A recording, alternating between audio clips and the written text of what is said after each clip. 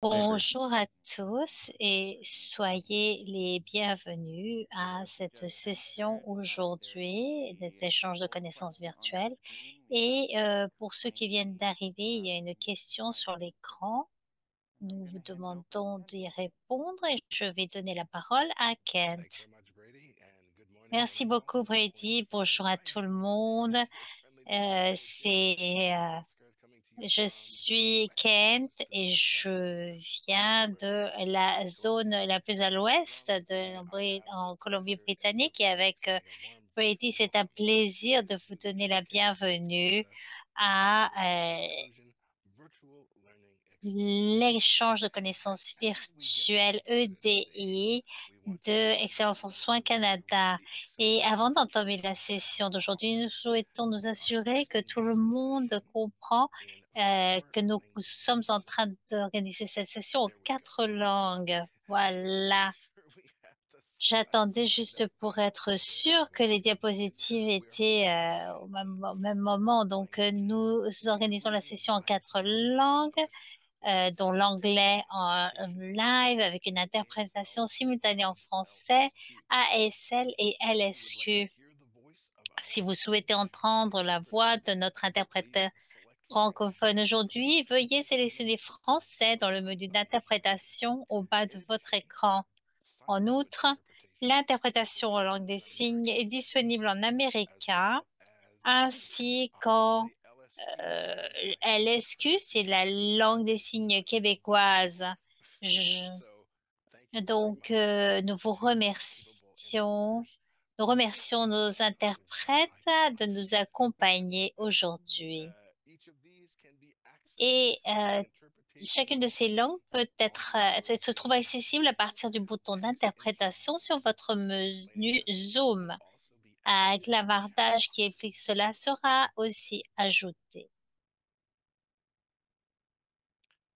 As I scroll down, in addition Et je to continue et simultaneous interpretation, en plus de this session will be l'interprétation recorded and simultanée, eh bien, cette will be session sera available via enregistrée email et and l'enregistrement via sera ESC's disponible par website courriel et sur in the le site days web following du the session. ESC dans les And jours qui just vont as a suivre la brief aside, session. I would suggest Et je that vous anyone who has not propose, yet si subscribed vous to n'êtes HSC's pas YouTube channel encore should do so sous- at si vous n'êtes pas convenience. encore abonné à la chaîne This session YouTube de is l'ESC, intended faites-le. as a space Cette for learning session se veut un and espace reflection. d'apprentissage et de The réflexion. medium is virtual, the Nous mode, sommes the conscients learning que nous will sommes be active. sur une plateforme At the same virtuelle, mais time, nous espérons que les we also apprentissages seront recognize that réels. some of these Nous sommes topics conscients que may be particularly certains de difficult for ces some. sujets peuvent être So, difficiles pour certaines we have personnes. both supports available Et in donc, French nous and English avons des to debrief supports en about the français et en content anglais discussed. pour That support, parler sur le your contenu well-being. discuté et pour soutenir A notre counselor is bien-être. available Un during the session conseiller est and disponible 3 hours pendant la after the session et session pendant 3 heures après at the la following session phone number. à ce That numéro. number is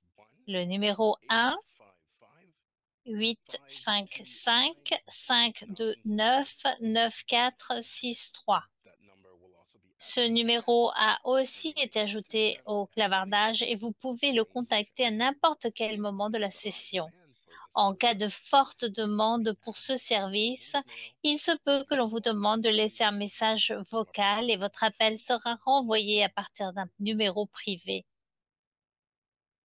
Sorry, scrolling down again. Et je On my script. continue. We will periodically also reshare that number throughout the On session. va régulièrement communiquer à nouveau ce From me numéro tout au here long de la in beautiful session. British Columbia, Et I now ici, pass the En baton to another Colombie-Britannique, BC, my je colleague and passe la parole co-animator, à mon Senior co-animateur Brady Brady from Como, responsable HSCC principal du Equity and programme Engagement au Team. sein de l'équipe So, Brady, sécurité des patients, take it away. équité et engagement. À toi, Thank you Brady. so much, Ken, for just starting us Merci off beaucoup, in a Ken, de way nous that avoir donné le coup I can d'envoi. transition. Thank you. J'ai Hi, le everyone. plaisir It's a d'être pleasure votre to be your host co-animateur for pour la today's session session. d'aujourd'hui. And today, if we can Et have the next slide, please. maintenant, si nous passons à la Thank diapositive you. I'm suivante, actually joining from Healthcare Excellence je Canada's office in viens de Kitchener, bureau Ontario, de in the ESC British Columbia sur territory. les terres de Chinigwagwe, territoire algonquin, dans un endroit que nous connaissons comme Ottawa. Et ici, à AESC, nous reconnaissons les besoins de gérer de manière respectueuse les premiers habitants de ces territoires. Et cette reconnaissance des terres est une reconnaissance de mon privilège, du privilège que j'ai de reconnaître cet endroit comme mon foyer, et nous exprimons notre gratitude. Je vous invite à réfléchir sur les terres où vous vous trouvez maintenant, et si vous n'êtes pas sûr de l'histoire de votre territoire, eh bien, nous pouvons vous inviter sur le clavardage à les reconnaître. Et pour ceux d'entre vous qui ont déjà participé à une session d'échange de connaissances virtuelles, vous pouvez déjà connaître les objectifs, mais on va quand même les présenter. Donc, cet échange de connaissances virtuelles cherche à identifier et discuter les causes profondes d'inégalités dans les soins de santé, à apprendre à remettre en question et à démanteler les inégalités systémiques et structurelles qui ont un impact sur les individus et les communautés en adoptant une approche fondée sur les traumatismes et la résilience et un cadre anti-oppressif, et aussi pour explorer des stratégies pour permettre des approches accessibles et axées sur l'équité dans la prestation de soins de santé plus sûrs et de meilleure qualité. Et nous ne pourrions pas faire cette série sur le soutien et le leadership du groupe consultatif, et donc nous voulons nous assurer de remercier ce groupe du groupe consultatif qui nous aide à présenter cette série. Et je voudrais prendre un moment pour célébrer la vie de Joanna Rickett, qui était membre de notre groupe consultatif sur l'équité, la diversité et l'inclusion. Joanna avait à cœur d'apporter des changements durables et significatifs dans le système de santé, et nous souhaitons lui rendre hommage et lui dédier cette série, non seulement pour sa contribution inestimable lors de son développement, mais aussi pour perpétuer son héritage en encourageant les conversations communautaires sur l'équité, en s'attaquant aux inégalités dans les soins, en établissant des partenariats avec les patients et les personnes qui naviguent chaque jour dans le système de santé. Et avant de donner la parole aux orateurs d'aujourd'hui, je voudrais prendre un moment pour reconnaître qu'à ESC, nous sommes en permanence en train d'apprendre et d'intégrer des approches axées sur l'équité dans notre travail. L'échange virtuel d'aujourd'hui est une étape importante dans la poursuite de ce voyage d'apprentissage, alors que nous concentrons nos esprits et notre attention sur la lutte contre le racisme envers la population noire dans les soins de santé. Nous sommes conscients que cela implique un apprentissage, une réflexion, une responsabilisation. Nous sommes attachés au processus d'apprentissage. Il est essentiel pour garantir des soins sûrs et de qualité pour tous. Nous apprécions votre volonté d'apprendre avec nous. Nous nous réunissons d'un océan à l'autre. Pour la session d'aujourd'hui, vous remarquerez que la boîte de clavardage a été configurée pour permettre à tous les participants de dialoguer avec notre panélistes, mais pas entre eux. Nous vous assurons que vos commentaires et réflexions sont les bienvenus à tout moment au cours de l'événement d'aujourd'hui, et notre équipe travaille en coulisses pour s'assurer que les messages clés seront partagés avec l'ensemble du public. Nous n'avons pas réservé de temps pour discuter de vos questions en direct aujourd'hui, car nous avons un agenda très chargé, mais comme nous l'avons mentionné, vos questions et commentaires seront rassemblés et les réponses seront communiquées après l'événement. Je tiens à rappeler à tout le monde que l'accès au soutien est possible tout au long de la session et même après. Et j'invite également toutes les personnes présentes dans cet espace virtuel à faire preuve d'humilité, de compassion et d'autocompassion. C'est important si nous souhaitons créer un environnement où tout le monde peut avoir l'espace d'apprendre. Si vous constatez que vous avez besoin de faire une pause pendant la séance, n'hésitez pas. Il est peut-être important de vous connecter à ceux qui vous donnent de la joie. Moi, par exemple, il s'agit de mon partenaire ou de mon petit chihuahua qui est normalement assis à proximité. Mais aujourd'hui, ils ne sont pas avec moi, mais normalement, c'est le cas. Et donc, si vous avez besoin de vous reposer ou de vous reconnecter à votre environnement pendant ou après la séance, n'hésitez pas. Enfin, il peut être utile d'écrire ou de consigner dans un journal certaines de vos pensées et réflexions tout au long de la session ou après. Next slide, please. Okay, finally, D'accord. let me Maintenant, introduce and welcome finalement, j'ai le plaisir de présenter et de souhaiter la bienvenue au Dr. Omisho Redriden. Le Dr. Omisho Redriden est le quatrième titulaire de la chaire James R. Johnston d'études sur les personnes noires canadiennes et est également professeur associé au département de santé communautaire et d'épidémiologie. Et aussi de la collaboration noire. Et nous reconnaissons donc qu'il est un expert sur le sujet de la santé des personnes noires et qu'il est un expert aussi en matière d'équité.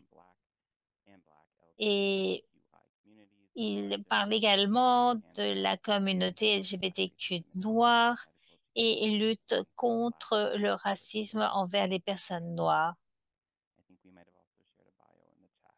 Je pense que sa biographie a été partagée aussi dans le clavardage. Donc, comme Isharé, nous vous remercions d'être avec nous. Merci, Brady. Merci de m'avoir ici avec vous. Je suis heureuse de vous accompagner et j'espère que le son marche bien pour moi. Je ne suis pas en sourdine. Très bien, merci. Et merci Brady et l'équipe de ESC. Ça a été réellement formidable de travailler avec vous et de vous accompagner aujourd'hui. Et je voulais juste dire que j'accompagne dans mes pensées la famille de Johanna Riquette ici en Nouvelle-Écosse. Je reconnais les difficultés qu'ils traversent à présent. Donc, je vais commencer avec cette reconnaissance du territoire et des droits ancestraux. Nous nous trouvons dans le pays que l'on appelle le Canada et je vais lire cela pour nous assurer que nous aurons tous les noms des territoires correctement reconnus. Alors, le Black Health Education Collaborative reconnaît avec gratitude que les peuples autochtones et afro-autochtones de l'île de la Tortue continuent de prospérer et de résister à la violence coloniale tout en aspirant à un avenir axé sur l'autodétermination et la décolonisation. Nous devons travailler, nous divertissons sur divers territoires, y compris ceux des Mi'kmaq, où je me trouve, des Hurons-Wendat, Haudenosaunee, Mississaugas du fleuve Credit, les Cris, des Oji-Cris, Kanenkaha, Dakota, les Dene et les Anishinaabe, et sur les terres natales de la nation métisse de la rivière Rouge. Nous nous souvenons de nos ancêtres, les peuples africains déplacés de force sur l'île de la Tortue en raison de la traite transatlantique d'esclaves, de même que des récits et des séquelles associés au colonialisme, au néocolonialisme, qui continuent d'avoir des répercussions sur les peuples africains et les descendants et descendantes de la diaspora noire partout dans le monde. Nous reconnaissons que les doctrines et les actions communes et distinctes liées à la violence raciale et coloniale cause des préjudices aux communautés noires, afro-autochtones et autochtones. Et nous reconnaissons qu'en tant que peuple africain, nous avons la responsabilité et l'obligation d'être de bons invités sur ces territoires. Nous remercions nos aînés et nos communautés auprès de qui nous apprenons. Que votre sagesse guide nos actions vers un avenir plus juste. Et nous avons cette reconnaissance du territoire parce que nous reconnaissons que l'esclavage a fait partie du projet de colonisation ici au Canada. And Les some of the Noirs treaties that were n'étaient pas des signed colonialistes et don't certains des really traités qui ont été facilitate signés ont enslavement. été signés For avant la example, they fin de don't speak about l'esclavage dans cette enslaved black région. people. They spoke about enslaved black Et people as goods to be traded. So we want to talk about alors, nous voulons reparations parler de and notre reconciliation of relation Indigenous and black people. avec les For me, personnes white supremacy has autochtones struck et most of noires. the African Et American j'aime communities. reconnaître donc les The communautés oldest africaines. populations. Nous sommes ce sont les And communautés les also plus anciennes du pays. anti-black racism Et in the aussi United States. Are l'antiracisme, enfin le disproportionately racisme, higher anti-racisme for envers les Indigenous personnes folks noires ont des réalités différentes et des create conditions difficulties in difficiles their own qui peuvent relationships. créer So des today we difficultés want dans to nos ensure that relations. Et donc African ici, nous voulons Americans nous assurer are in a de unique position reconnaître in this region we now call cette Canada. position unique Next slide, dans please. la région ici au I Canada. don't have any conflicts Je n'ai aucun conflit to d'intérêt disclose à here. déclarer. Next slide, please. Suivante. Today we're going to be looking Et at aujourd'hui, nous allons, focusing and je vais vous focusing on black parler de health l'importance through de the nous exploration centrer of sur la existing santé de la economic population systems noire in par Canada. le biais de Let me l'histoire start de la by lutte contre le providing a bit racisme à of a son égard dans le background système on de how we santé can au connect Canada. with Nous the allons voir impact of comment nous racism pouvons donc nous within the connecter healthcare system, aux the way impacts that du medicine is racisme, practiced, how la it's manière practiced, dont la médecine est the way in faite, which comment public les policies soins are de santé based sont on these livrés, systems, comment les politiques ont and we'll be été looking at a réalisées. variety of Et nous topics, allons donc including parler de structural plusieurs impacts of white sujets, y supremacy compris and les racism, impacts some of which is hidden, structurels de la but suprématie still et des can be privilèges what we blancs, think of as le issues racisme scientifique in et comment medicine cela that en don't realize continue à avoir un impact sur la racism and racism in réalité des healthcare, populations noires dans les domaines as de la well as black santé health et equity. de la médecine, Next et bien slide. entendu le lien entre l'équité en santé et la représentation de la communauté noire au sein du personnel de santé. This is the agenda, so you know that I've done Voici l'ordre du jour. On a commencé par les remerciements. On va se centrer sur la communauté noire et pourquoi. Et, euh, et après, à la fin, on va parler d'un système de santé antiraciste intersectionnel qui est nécessaire pour soutenir la santé et la vie des personnes noires. Alors maintenant, je vais vous demander que l'enquête soit lancée. Je vais vous demander de venir. Je sais que beaucoup d'entre vous sont occupés en train de faire plusieurs choses à la fois. Vous m'écoutez comme si c'était un podcast. D'autres, en fait, sont assis face à leur ordinateur. Alors, ce que vous voyez dans ces questions, c'est que les identités ethno-raciales que nous utilisons sont aussi spécifiques que nous le souhaitons. Je sais qu'il y a à peu près 227 personnes d'entre vous qui se trouvent ici en ligne et je sais que certaines personnes n'ont pas accès à cela. Mais j'espère que la plupart des participants auront la chance de répondre. Je trouve que cet outil de sondage est très important puisqu'il nous donne une représentation visuelle de ce que cela signifie que de travailler et exister dans notre société. Et qui sont les personnes présentes pour parler, disons, donc de ce racisme envers les personnes noires et comment nous pouvons donc lutter contre cela. Et donc, je voudrais montrer donc ce que cela signifie, quels sont les résultats. Et plus de 40% ici s'identifient en tant que blancs et l'autre communauté la plus vaste est la population noire. Après, nous avons les Asiatiques du Sud, les Premières Nations, peuples métis et inuits, et après les communautés non indiquées. Diapositive. À présent, nous avons une nouvelle question de sondage qui va vous demander où vous en êtes dans votre compréhension du racisme envers la population noire. Peut-être que vous n'y avez jamais réfléchi, ou peut-être que vous venez tout juste de commencer à y réfléchir, ou peut-être que vous avez déjà réfléchi à ce sujet et que vous avez déjà commencé à agir. Peut-être que vous avez partagé du contenu en ligne, mais que vous n'êtes pas vraiment à l'aise de discuter du sujet personnellement. Peut-être que vous luttez activement contre le racisme envers la population noire dans votre vie personnelle et professionnelle. Ou peut-être que vous êtes engagé dans le contenu en ligne lié au racisme et que vous êtes à l'aise d'en parler. Peut-être que ça ne vous intéresse pas vraiment. Donc, je pose souvent ces questions dans toutes les sessions dans lesquelles je participe. Je pense que une réponse telle que ça ne m'intéresse pas vraiment est aussi une véritable réponse pour répondre au racisme systématique envers la population noire. Je pense que cela fait partie des réponses réelles que les personnes peuvent contribuer.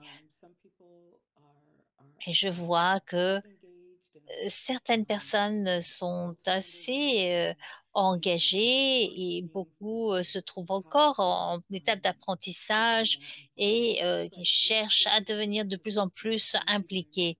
Merci beaucoup. Et donc, nous voyons que certaines personnes n'y avaient jamais pensé auparavant et d'autres commencent à peine donc sur le sujet, d'autres en parlent déjà en ligne mais ne sont pas à l'aise d'en discuter. Mais ce que l'on voit, ce sont des personnes qui commencent maintenant à confronter cela dans la vie professionnelle et qui y travaillent. Donc, merci beaucoup d'être ici et de répondre. Nous avons encore quelques questions. La question suivante, c'est avec qui avez-vous déjà eu des conversations sur le racisme envers la communauté noire? Vos collègues, vos gestionnaires, vos clients, vos patients, les partenaires externes, des amis, la communauté en ligne. Nous savons quelle est l'importance de la communauté en ligne. Et vous verrez aussi que vous avez une deuxième question. Si vous avez répondu quelqu'un d'autre, nous vous prions de préciser qui sont ces autres personnes. Et je vois les réponses, les personnes en ont parlé à leurs collègues, à leurs gestionnaires, à leurs clients, à leurs partenaires externes. C'est très intéressant, à leurs amis, aux communautés en ligne et à d'autres. Donc, il y a aussi des réponses. Et si vous souhaitez, ce n'est pas nécessaire de donner des noms, mais vous pouvez peut-être dire je ne sais pas, enfin, comment, peut-être des étudiants, par exemple, ça, ce n'est pas dans la liste. Le gouvernement n'est pas dans la liste. Donc, vous n'avez pas à être très, très précis, disons. C'est très bien. Et on va donc maintenant voir les résultats. Il ne me reste que deux questions. Alors, beaucoup de personnes ont parlé de leurs collègues, de gestionnaires de clients, partenaires externes, amis, communautés en ligne et autres. Et voici des personnes avec lesquelles les personnes en parlent. Je pense que c'est important. Passons au sondage suivant. Alors, cette question, c'est dans quelle mesure les répercussions du racisme envers la population noire sur les soins de santé au Canada vous préoccupent-elles énormément, beaucoup, moyennement, pas vraiment, pas du tout? Alors, dans quelle mesure les répercussions du racisme envers la population noire sur les soins de santé au Canada vous préoccupent-elles? Et nous voyons que la majorité sont beaucoup, ont répondu beaucoup, et je au moyennement. Je pense qu'il est important de voir l'amplitude des réponses et j'apprécie énormément ces questions de sondage parce que cela nous permet de réellement arriver là à comprendre où se trouvent les personnes au sein de cette conversation sur le racisme envers la population noire et c'est très important pour Excellence en Santé Canada. c'est excellent. Donc, nous voyons qu'il y a des personnes qui sont énormément préoccupées, d'autres beaucoup, d'autres moyennement. Et c'est très important. Et je voudrais que vous réellement examiner ces informations. Ça nous aide à créer des stratégies, à voir comment réaliser ce travail afin de lutter de manière réelle contre ce système raciste. Et maintenant, on passe à la question suivante. Et on a vu déjà la mesure de votre préoccupation. Maintenant, nous allons vous demander quel est le niveau de confiance concernant dans quelle mesure avez-vous confiance que les systèmes de santé au Canada peuvent lutter efficacement contre le racisme envers la population noire recevant des soins et des services? Alors, est-ce que vous avez extrêmement de confiance, vous êtes très confiant ou plutôt confiant, pas très confiant? Donc, on va voir qu'il y a des différents choix pour les différentes personnes.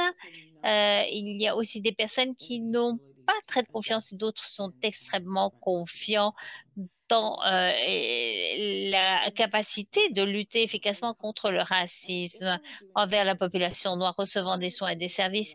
Et si j'étais en train de faire une autre étude et que je pouvais donc collecter ces données,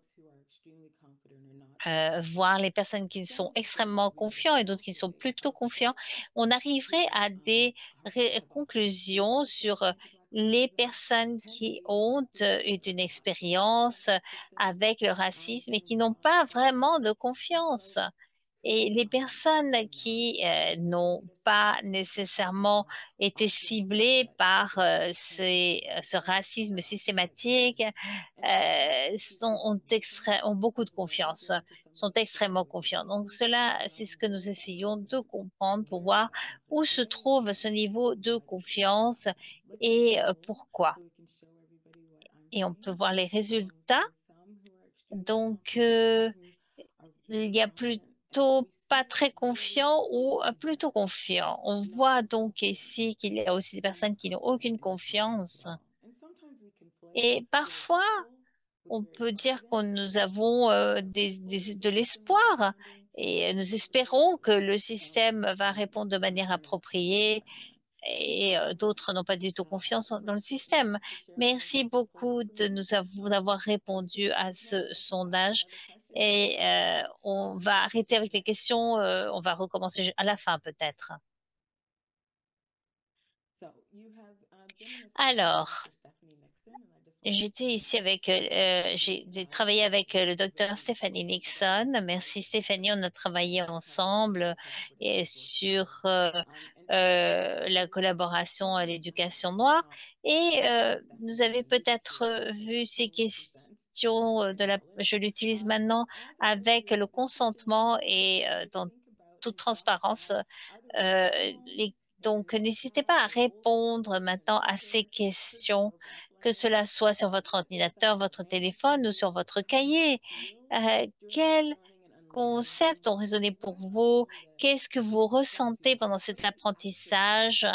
Et quelles sont les prochaines étapes dans l'apprentissage par la pratique? Qu'est-ce que vous allez faire? Comment mettre en pratique cet apprentissage? Et à la fin, on va revenir sur cela. Mais tout au long de cette présentation, nous aimerions donc écouter vos opinions pour avoir un peu plus de compréhension. Merci Stéphanie. Diapositive suivante. Une ressource que je peux vous montrer maintenant, c'est une ressource qui est un documentaire qui a été préparé par CBC sur à quoi ressemble le racisme systémique au Canada. Vous pouvez le trouver sur la page YouTube, sur la page d'Internet ou sur YouTube. Mais lorsqu'on pense au racisme systémique, on parle réellement de, par exemple, penser comment un certain État colonial tel que le Canada et les systèmes de ces pays ont des racines très profondes. Donc, cela nous précède et ce racisme systémique et institutionnel a été conçu pour le bénéfice du colonialisme blanc au désavantage des populations autochtones et bien entendu les populations noires euh, avec les esclaves et leurs descendants. Cette dynamique de pouvoir continue à être en ligne maintenant. Alors, je vous propose de voir cette ressource et c'est très important, je l'utilise souvent et je l'ai vu plusieurs fois parce que cela permet d'apprendre des choses très importantes.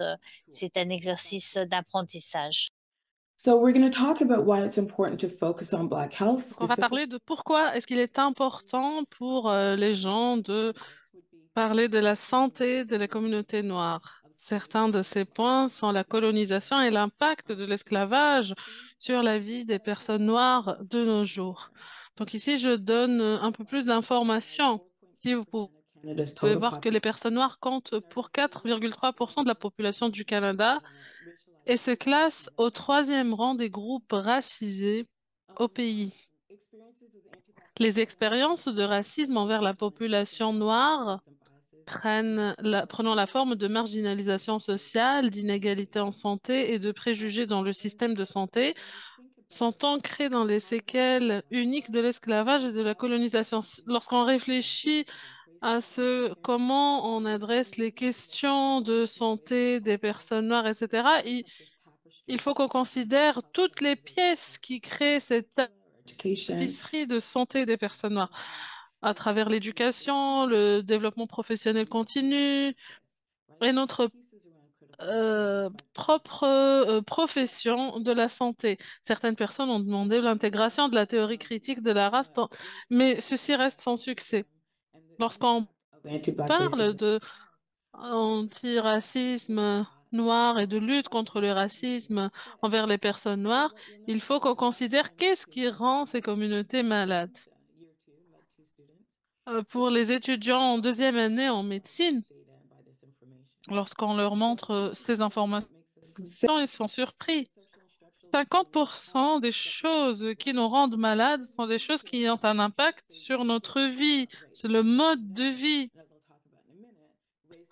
Comme nous le savons, la race est un construit social, ce n'est pas quelque chose de biologique. Et beaucoup d'interventions médicales et de médecine continuent à propager cette fausse croyance que la race est quelque chose de biologique. Donc, l'accès aussi au système de santé, aux soins de santé, l'environnement, tous ces points sont entreliés et ont un impact sur la population noire et contribuent à jouer un rôle dans le racisme. Avoir un médecin ou pas, avoir accès ou pas aux soins de la santé, avoir une assurance maladie ou pas, tout ceci a un impact. Et puis, nous devons, bien sûr, séparer entre race et biologie. Beaucoup d'entre vous peuvent connaître cette image avec les barrières qui ont un impact sur les vies des personnes noires. Eh bien, il y a des obstacles systémiques dans la société qui nuisent à la prestation de soins aux personnes noires. Ce sont des barrières à la bonne santé. Et le sexisme, l'homophobie, la transphobie, la pauvreté, le racisme entre la communauté noire, la misogynie noire, tous ces obstacles sont placés sur notre chemin et nous empêchent d'avoir accès à une bonne santé. Ce sont des choses qui ont à voir avec la couleur de peau, ce sont des choses qui sont dans la société ancrées et qui nous empêchent d'avoir accès à une bonne santé. Donc, je voulais dire ça déjà au début parce que c'est important. And so what we know is that, white university educated men have Le racisme envers la population noire et donc les résultats cliniques à cause du colonialisme et de l'esclavage, le racisme envers la population noire est au fondement du Canada. Une personne and those of noire Black au women. Canada sera touchée par des troubles chroniques en raison de son identité. L'espérance de vie des hommes blancs ayant un diplôme universitaire dépasse de 14,2 années celle des hommes noirs. La prévalence du diabète chez les adultes noirs est de 12,9%, un pourcentage 2,1 fois plus élevé que celui des adultes blancs. Donc il faut toujours considérer ces barrières structurelles et sociales dans notre vie. Alors, que voulons-nous dire par racisme envers la communauté noire?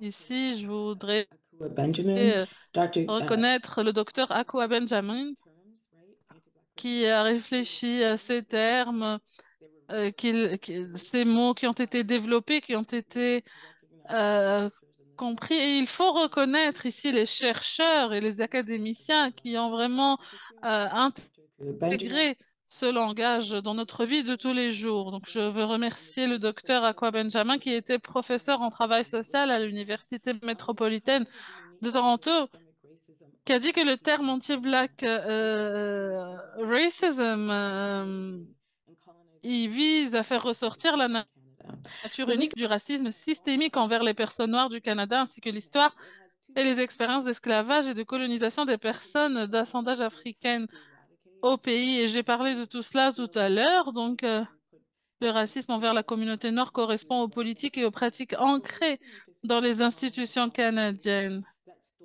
Soins de santé, éducation, justice, toutes ces choses qui empêchent les populations noires de jouir de leurs terres, qui ont ramené ces personnes à travers l'Atlantique pour souffrir l'esclavage and et we puis see pour continuer à en souffrir jusqu'à nos jours. Donc, l'impact de ce racisme systémique continue à avoir un impact sur ces personnes, même sur cette terre. Le racisme envers la communauté noire, en fait, lorsqu'on y réfléchit, et lorsque je faisais des demandes pour avoir des subventions pour mes recherches, donc j'ai réfléchi à ces questions. Et ce que je veux démontrer ici, à travers donc ma recherche, c'est lorsqu'on parle de personnes noires, on parle d'hommes, de femmes, de personnes LGBT, de personnes aînées, personnes noires avec des handicaps. Et le fait de se concentrer there's sur a les focus personnes noires n'est pas ça n'exclut pas, bien au contraire, c'est un terme inclusif. Lorsqu'on parle de femmes, parlons-nous uniquement de femmes noires? Lorsqu'on parle de personnes LGBTQ, parlons-nous uniquement de look at the nuance personnes noires? Il faut toujours regarder les nuances du racisme envers la communauté noire et comment ça impacte les personnes noires, LGBTQ, femmes, etc. Il faut considérer la matière dans sa réalité sociale.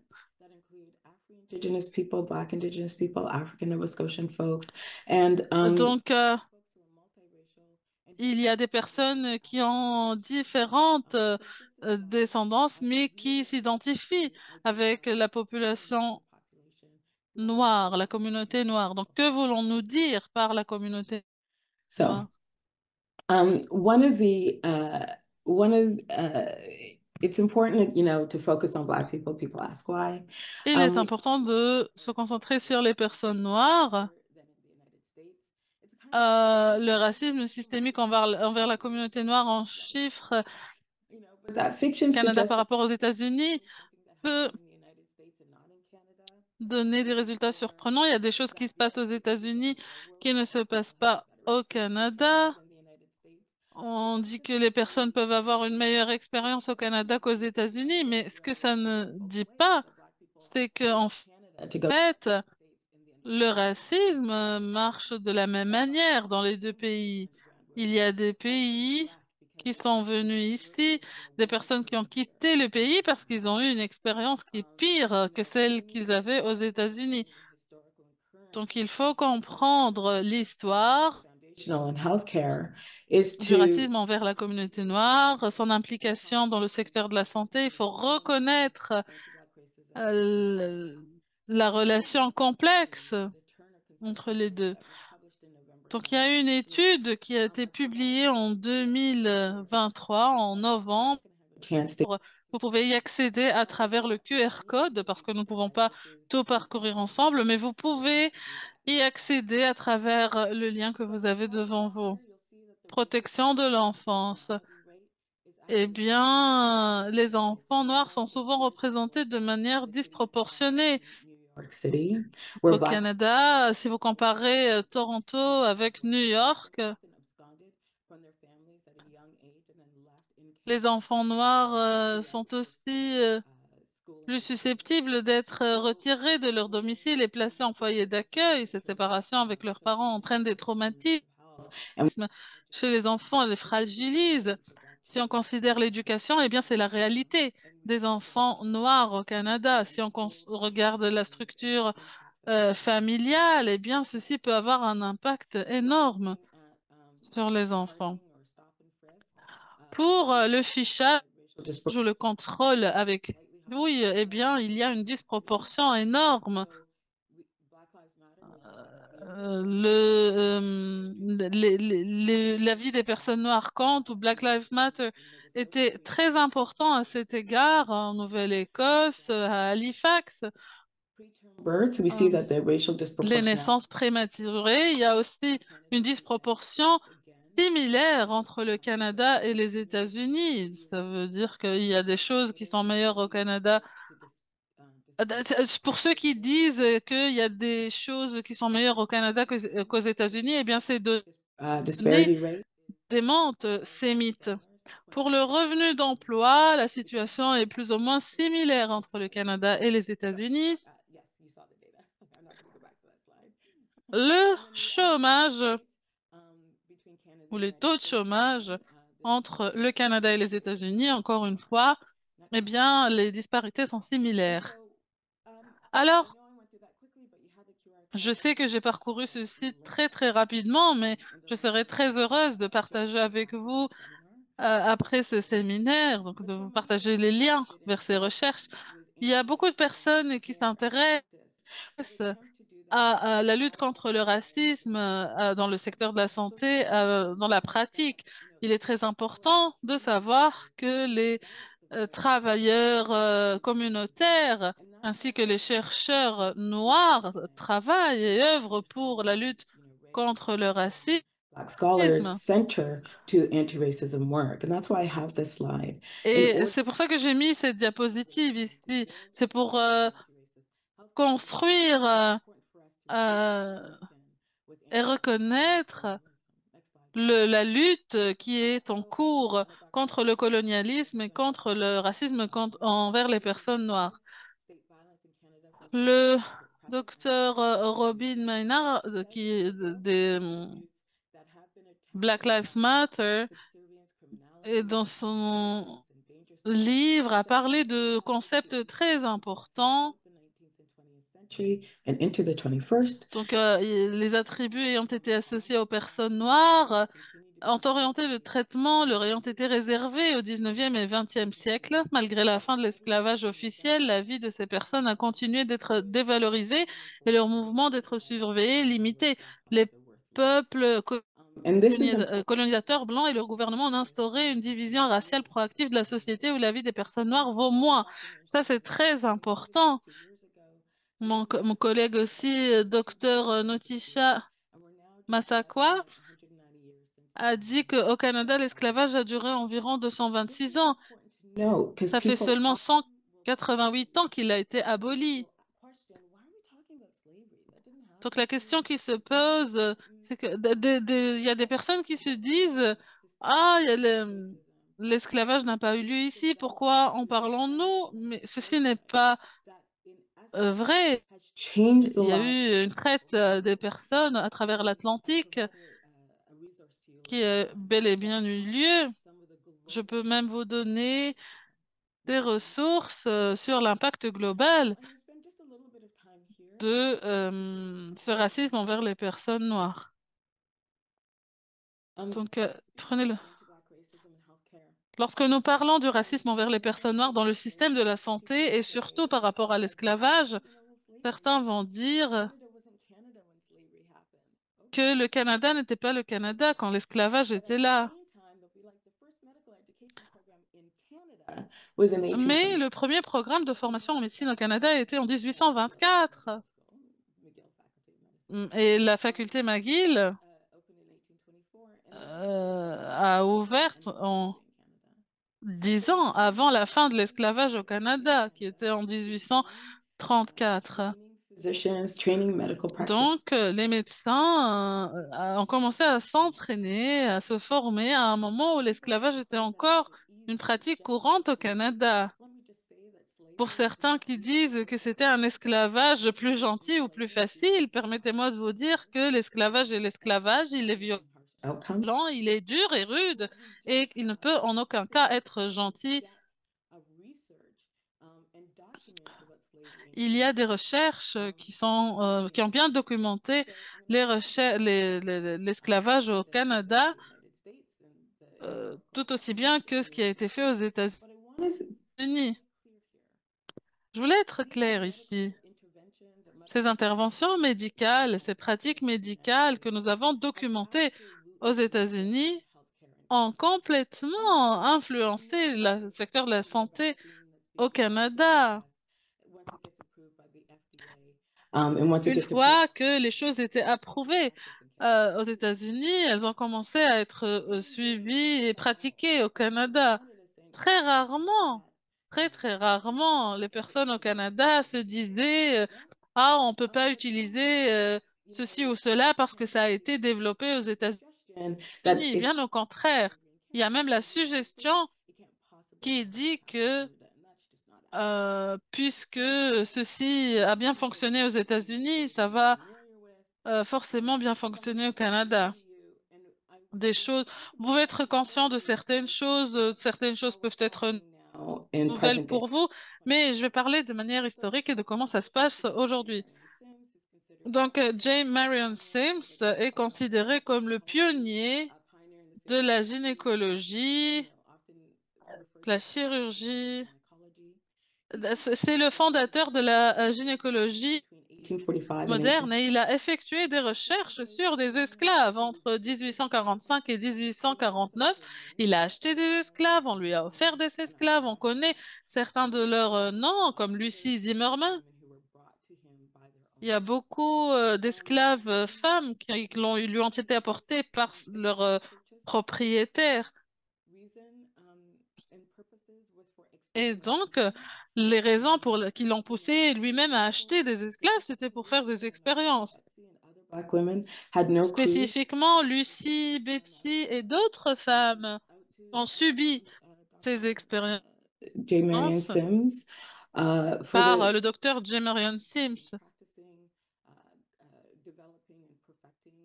qui voulait perfectionner donc ces chirurgies gynécologiques. Donc, il a pratiqué sur elles sans même leur donner des moyens de réduction de la douleur.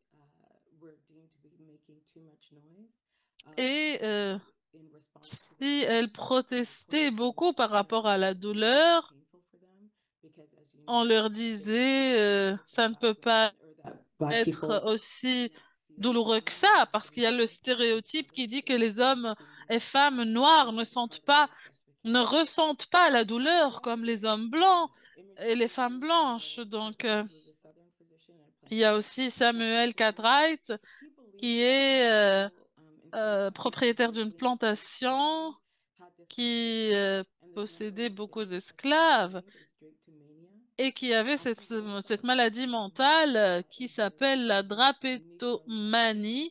Il en a parlé dans son journal de médecine. diseases and experience Selon sa croyance, donc les personnes de couleurs différentes ont des maladies différentes et souffrent donc de maladies différentes.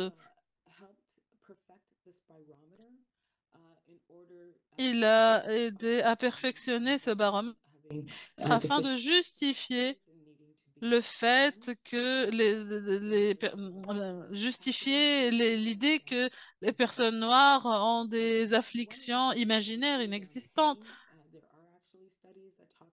Il y a même des études qui parlent de la gestion de la douleur et qui disent que les personnes noires ne ressentent pas la douleur de la même manière et que lorsqu'ils demandent des médicaments, ils ne sont pas sincères par rapport à leurs symptômes, par rapport à leurs douleurs.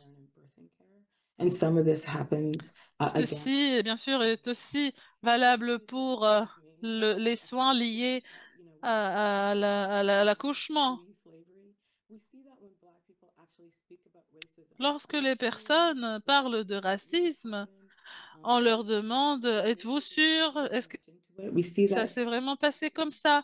N'avez-vous pas imaginé ceci? Et on est très rarement en mesure de documenter les choses qu'ils subissent.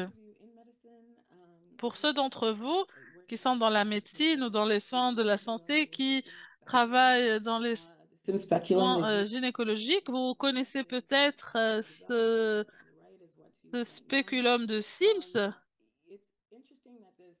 Il est intéressant que cet outil qui a été développé à travers des pratiques de torture soit nommé après lui et non pas après Lucie ou Betsy ou les plusieurs victimes qui ont souffert de cette barbarie et qui ont eu leur corps utilisé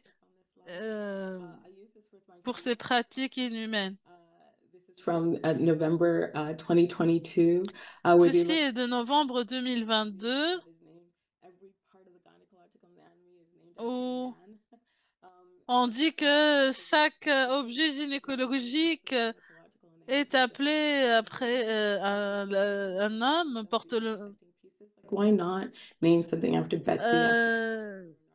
Les parties d'anatomie gynécologique portent le nom d'un homme, avec un peu d'informations au sujet de celui-ci. Certains des faits sont très précis. Avant que vous ne posiez la question, aucune des parties de l'anatomie gynécologique ne porte le nom d'une femme. That I think that Gynécologie, s'il vous plaît, écrivez là-dessus pour que je puisse vous citer. Ça serait vraiment génial. Rappelez-vous de Betsy, rappelez-vous des victimes qui ont souffert avec cet outil.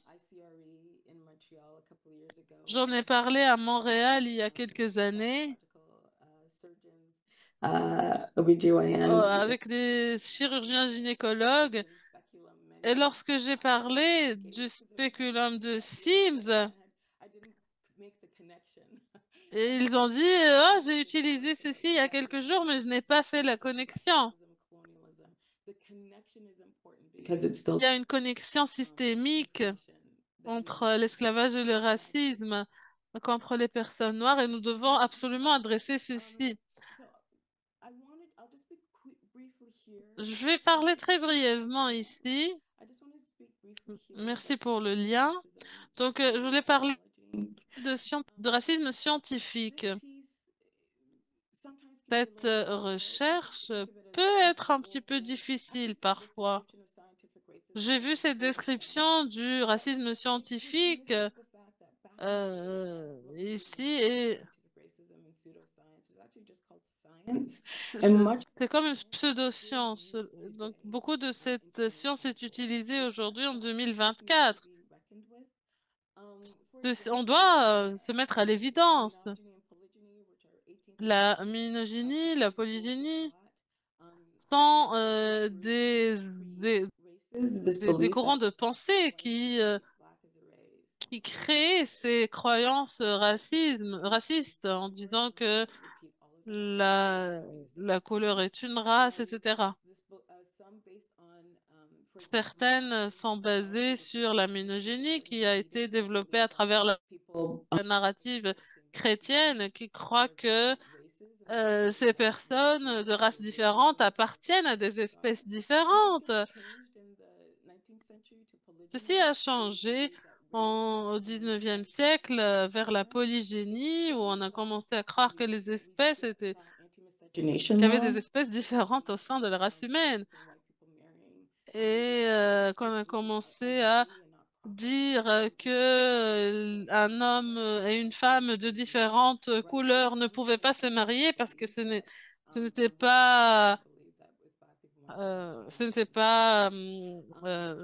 religieux, ce n'était pas accepté. C'est les croyances au début aussi par rapport au don de sang, où on pensait qu'une personne noire ne pouvait pas donner du sang à une personne blanche et vice-versa, parce que le sang allait être infecté. Ça, c'est bien sûr très incohérent, absolument faux.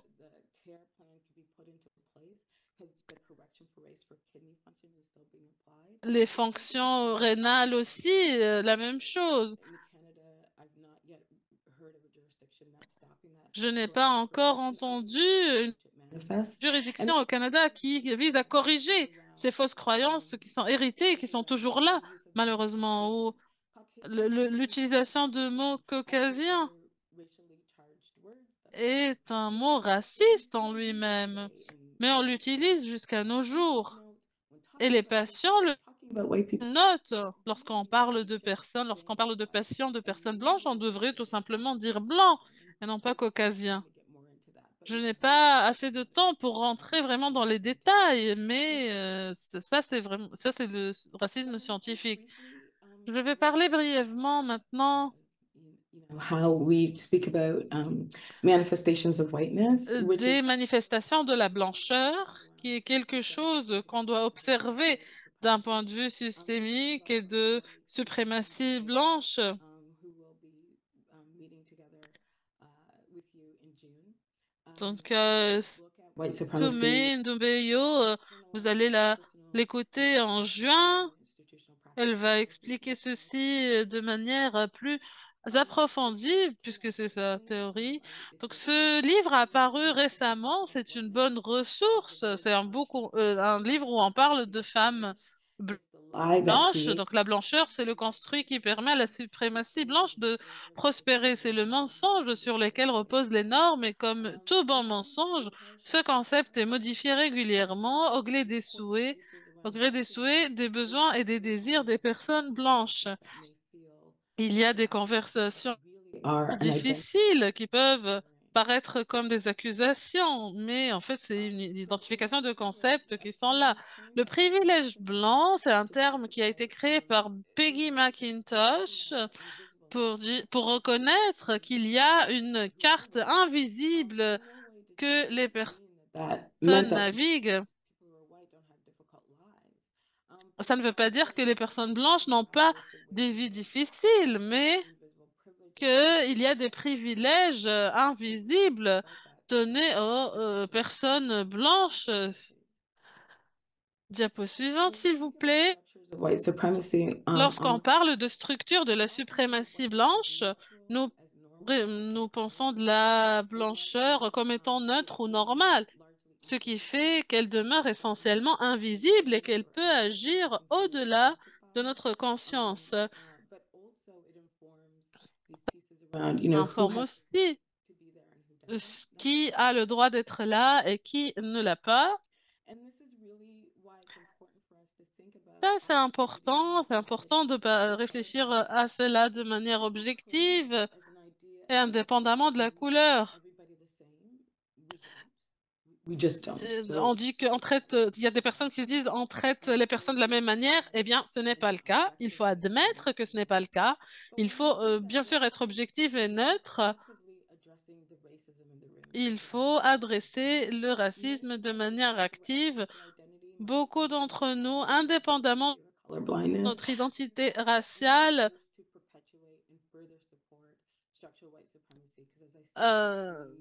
sont là en train de soutenir la suprématie blanche, eh bien parce qu'ils ne font rien pour l'empêcher. Pour faire cela, il needs faut to be done. entreprendre des étapes. Quelque chose doit être fait. Et on ne peut pas rester neutre et passif. C'est pour ça qu'il faut regarder l'intersection de la lutte contre le racisme et les soins de la santé et des étapes qu'on doit entreprendre pour plus de responsabilisation. Alors, je sais que si vous êtes sur votre téléphone, il est difficile pour vous de lire cette diapositive. On essaye Racism de exists. conscientiser, de comprendre que le racisme existe bel et bien et que nous avons cette insistance sur le racisme en tant que pouvoir social, The work that we're doing, that we need to look at comment ça affecte le travail que l'on fait. Il faut considérer les conséquences de la lutte contre le racisme sur notre travail. Il y a bien sûr, réfléchir aussi aux obstacles qui se mettent face à nous, qui nous empêchent d'avoir accès aux soins de santé de manière équitable. Il s'agit de créer un système de santé qui peut faire face à ces injustices, justement. Vous connaissez peut-être cette image de la suprématie blanche. On pense parfois qu'il y a quelque chose qui est au-dessus de la ligne, mais il faut surtout penser à ce qui est sous la ligne. On n'a pas vraiment le temps de le faire aujourd'hui, mais sachez que vous pouvez prendre un moment sur votre ordinateur ou votre téléphone pour réfléchir aux choses que vous connaissez, que vous avez déjà entendues ou que vous avez déjà utilisées. Le langage qui employé par les personnes disant ne pas tenir compte de la couleur est douteux. Et donc, les choses disent cela parce que ils pensent que c'est la manière d'arriver à l'équité, mais en fait, le chemin, les pratiques antiracistes, il s'agit d'avoir ce genre de conversation et de nommer les choses qu'on essaye d'éviter. Alors, je pense que je l'ai dit tout à l'heure, parfois les personnes disent, oui, mais moi, vous savez, je suis gentille, moi, je ne fais pas de différence en matière de couleur, je traite tout le monde pareil. Mais en fait, il faut avoir envie de faire des vagues, il faut prendre une position, il faut se préoccuper pour faire ce qui est correct. Et ça, c'est le genre de gentillesse qui est réellement importante pour notre communauté. Alors, et brièvement, nous voulons identifier certains des défis en matière de violence latérale. Et quand on pense à cela, on pense à la rage, à la colère qui est souvent dirigée vers les membres des communautés marginalisées, ou des communautés déplacées, ou l'oppression de ces communautés. Et ce que l'on discute d'entre nous, au lieu de nous centrer sur la discrimination systématique et tout cela qui est en fait à la cause des dommages que nous subissons, des préjudices. Et donc, parfois, on va revenir sur cela au lieu de nous tourner vers ce qu'il faut réellement abattre ou interrompre. Et ici, cela fait partie d'une conversation plus grande, mais je voulais partager cette information avec vous et pour changer peut-être certaines choses que vous avez entendues ou que vous avez dit et pour comprendre que cela contribue à une pratique qui va, disons, solidifier davantage le racisme que nous essayons d'interrompre et de combattre. Et ici, nous parlons d'un rapport de 2022 qui nous donne un exemple sur le racisme qui est une forme de violence latérale. Et ici, il s'agit d'un rapport d'infirmiers. Et passons. Ici, je pense que ici, nous pouvons passer à discuter certaines des mesures que l'on peut prendre concernant l'intersectionnalité et l'antiracisme, concernant donc les informations de l'impact continu de l'esclavage et de l'antiracisme, et prendre les renseignements dont on vient de parler. Maintenant que nous passons aux mesures et aux pratiques que nous pouvons assumer, comprenant les réalités qui soutiennent ce sujet. Et donc, un bénéfice clé d'une approche intersectionnelle, c'est celle qui comprend la complexité dans notre recherche des stigmatisations, dans les effets sur la santé, les pratiques des employés. Je voudrais quand même avertir qu'il faut faire très attention avec les articles épidémiologiques qui parlent de l'intersectionnalité. Il ne faut pas, ils n'adressent pas réellement les composants du racisme. Ils en parlent comme si c'était une seule chose dans une liste d'autres choses, mais ils ne le comprennent pas comme au point de l'intersectionnalité.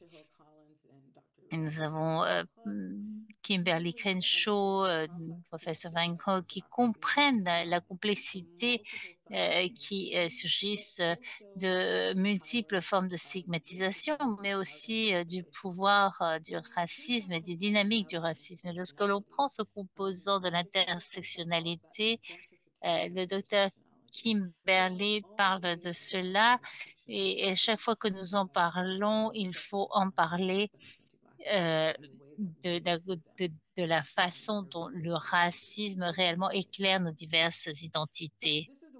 Et c'est une description de travail, c'est-à-dire quelque chose qui doit encore être développé.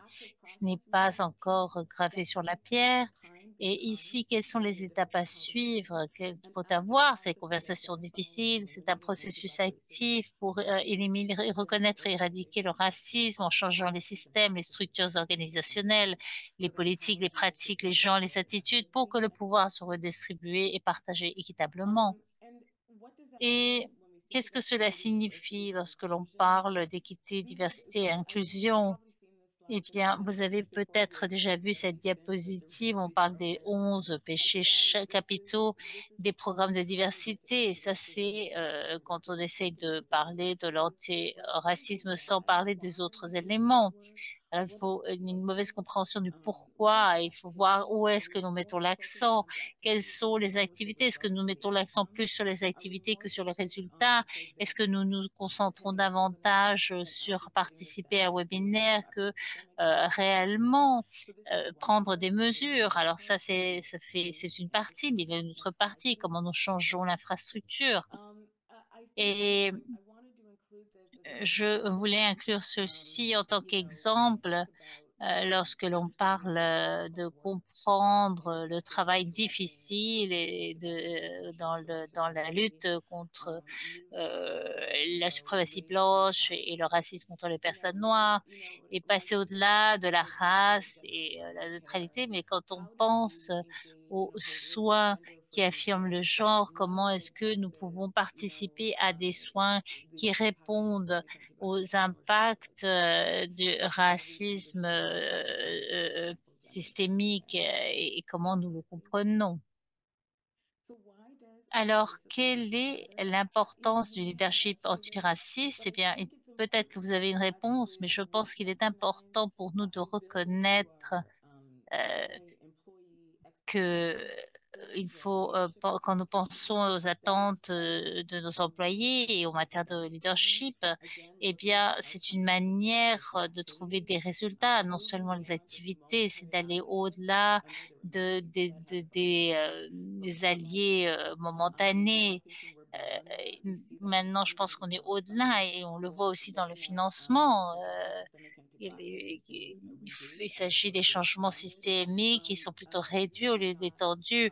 Et donc, on parle de travail qui n'est pas de limite de temps, c'est vraiment chercher des engagements beaucoup plus profonds.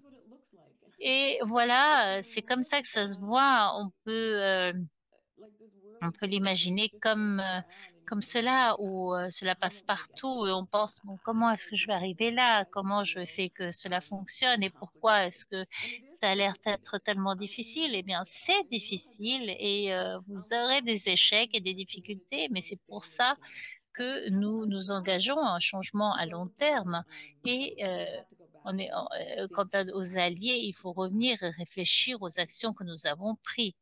Diapositive suivante, s'il vous plaît.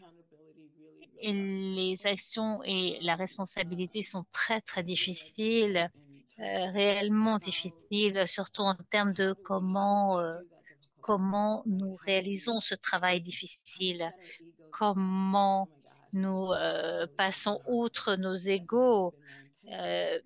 Peut-être que on a participé à quelque chose qui a eu un impact, même si ce n'était pas notre intention. Donc, comment passer à cela pour faire fonctionner les systèmes? Je sais que certaines personnes sont ici durant leur pause déjeuner.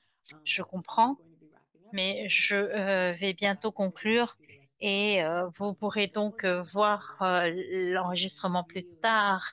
Et j'ai vraiment hâte de voir notre séance du mois de juin. Et donc, je me trouve à Halifax et donc parfois il se peut que le climat ne soit pas idéal, mais comme nous le savons, la notion de race n'a aucun fondement scientifique ni biologique. C'est de ce système que découlent les injustices, la violence et l'oppression. Et on va passer maintenant assez rapidement sur cela, mais vous allez voir que ce rapport, on doit penser à la redevabilité en termes de l'équité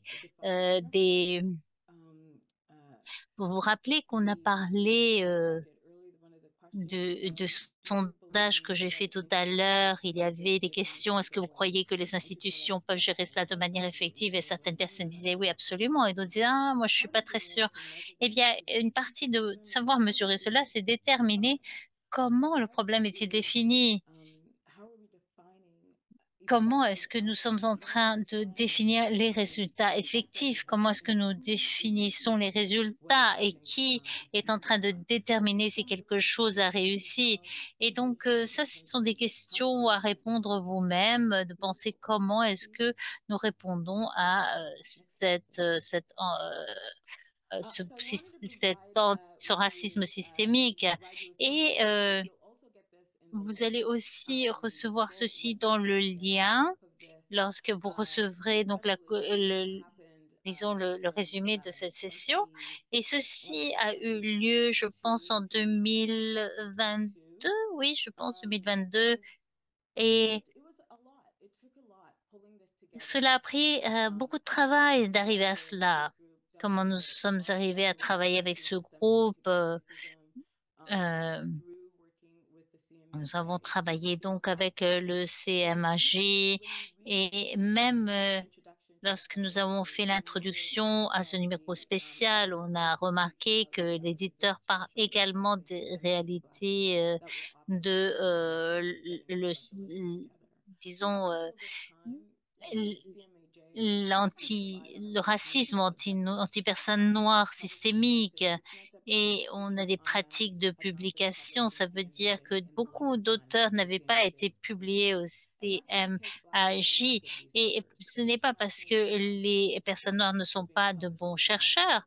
Ils sont souvent publiés dans le Lancet et dans d'autres journaux, mais pas dans le CMAJ. Et ce n'est pas parce qu'on n'a pas de bons chercheurs noirs, mais c'est simplement à cause de le racisme anti-personnes noires systémique. Et donc, c'est un exemple de la lutte nécessaire de faire quelque chose qui devrait être facile. Et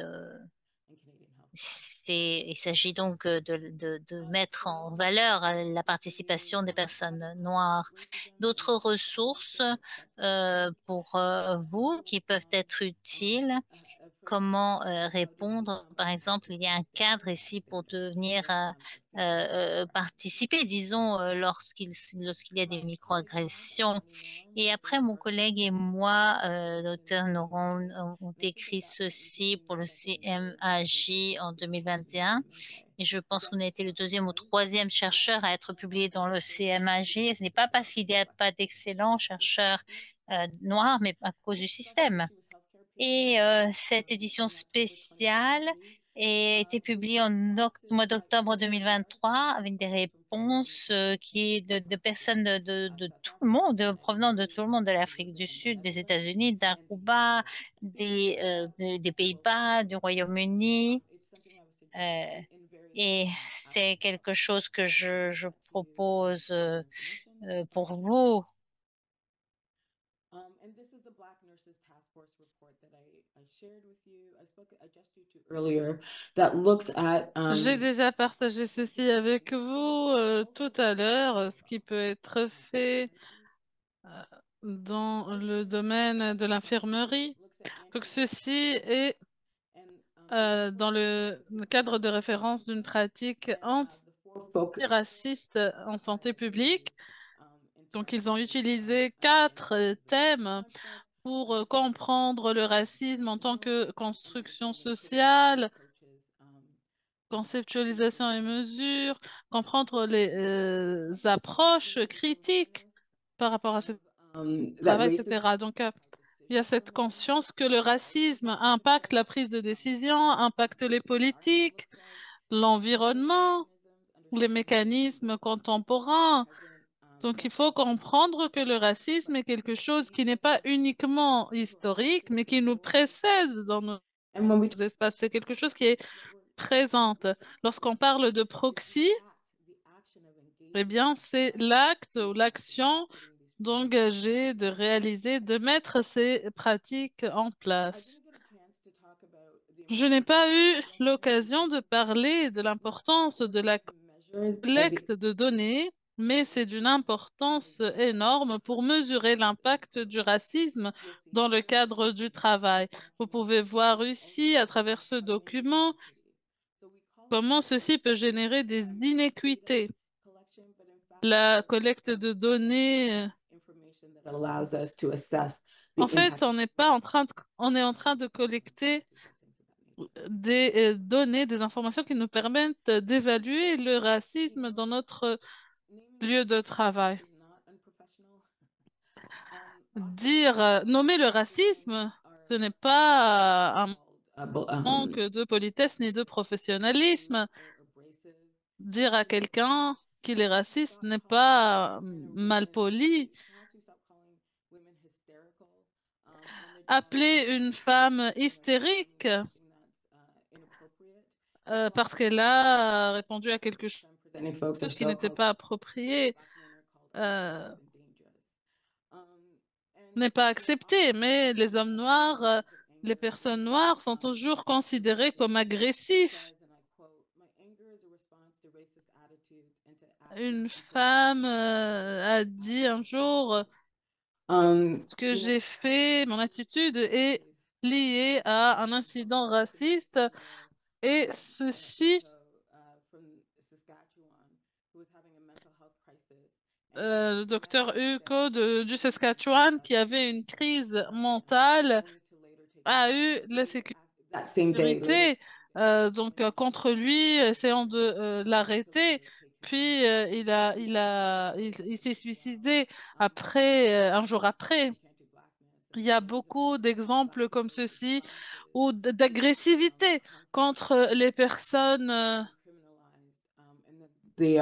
noires, comment ces personnes sont criminalisées, comment ils subissent des dénis de soins.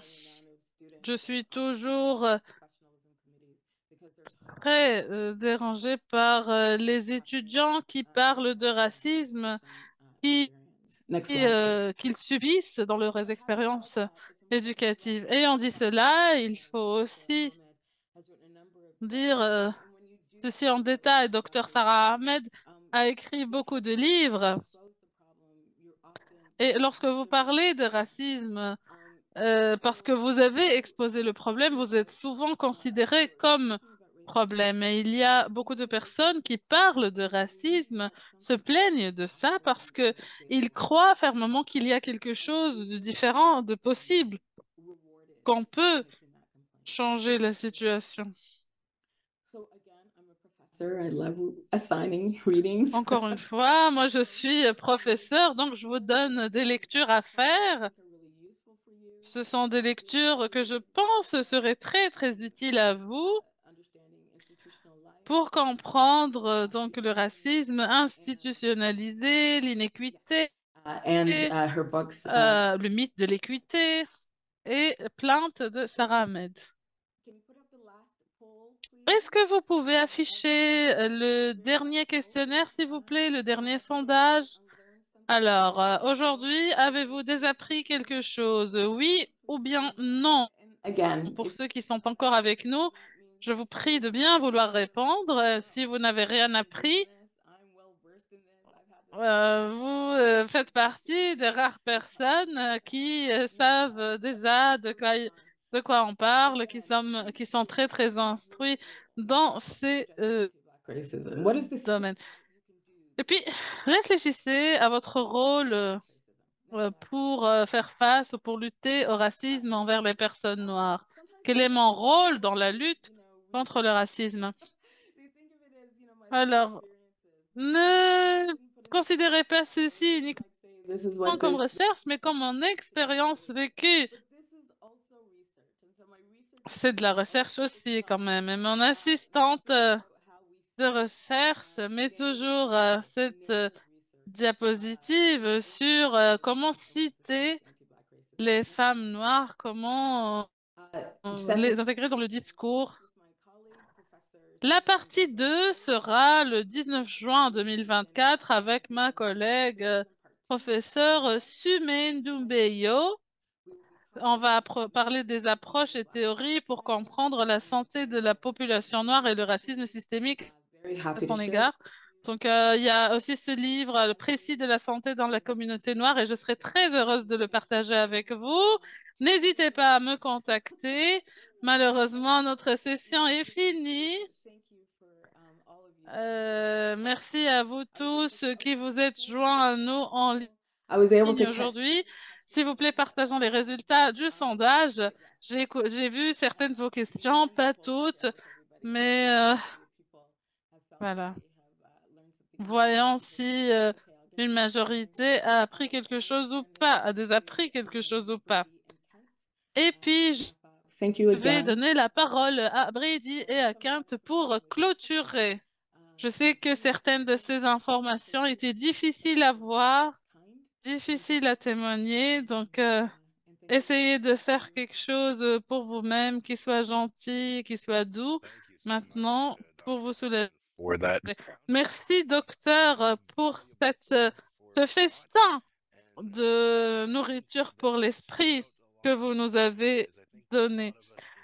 Je pense que beaucoup d'entre nous au Canada ont la mauvaise perception que l'expérience du racisme au Canada est relativement bénigne lorsqu'on se considère par rapport aux États-Unis. C'est un mythe qui a été dissipé donc par votre présentation.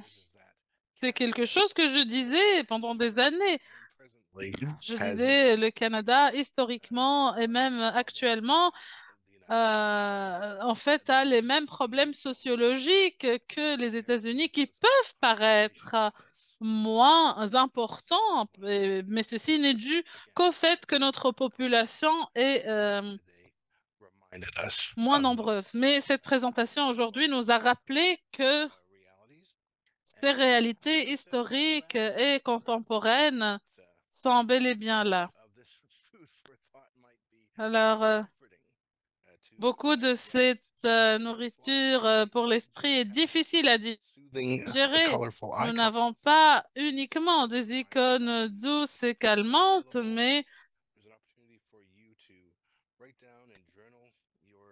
vous pouvez écrire ou tenir un journal de vos pensées après cette séance pour réfléchir vous reconnecter à votre environnement, Remember, vous rapprocher de ceux qui vous apportent de la joie, prendre un moment pour vous reposer. C'est un rappel à l'humilité, à la compassion, à l'autocompassion, où que vous soyez dans ce voyage. Rappelant aussi que lorsque les choses peuvent paraître difficiles, il ne faut pas succomber à la peur de ce qu'on ne peut pas faire et ne pas faire, justement. Un rappel du nombre du service de consultation psychologique qui est disponible et qui sera disponible encore 3 heures après la fin de cette présentation. Donc, 1 888 829 5815. Le docteur a mentionné aussi le prochain chapitre de ce voyage ensemble. Il a mentionné la session prochaine qui a été prévue pour le 19 juin de 12 heures à 1h30 de l'après-midi en fuseau horaire ET. Donc, les participants à cette session devraient déjà avoir reçu l'invitation et nous vous encourageons à participer à cette deuxième partie. Si vous avez apprécié la première partie, j'espère que vous serez de la partie la prochaine fois a collective conversation. pour continuer cette conversation collective que nous engageons sur ces sujets importants. Merci encore une fois, Dr. Dryden, et à tous de vous être joints à nous, où que vous soyez. And that concludes our webinar for Ceci nous mène à la fin de notre webinaire aujourd'hui. Merci à tous. Nous sommes heureux de vous redonner 3 minutes pour que vous puissiez les utiliser comme bon vous semble.